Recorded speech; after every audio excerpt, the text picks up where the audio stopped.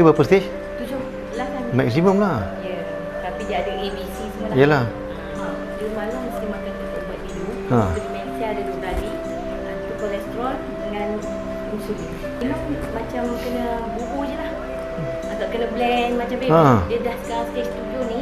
Umur dia setahun bawah otak ni. Oh. Kecil mengejut. Dia kencing manis kan. Kalau dia macam terluka sikit dia lambat. Berapa dah berat sekarang ni kan. Dah kurus tu nampak susut tu ada. Tapi kuat tak ni tendang ni.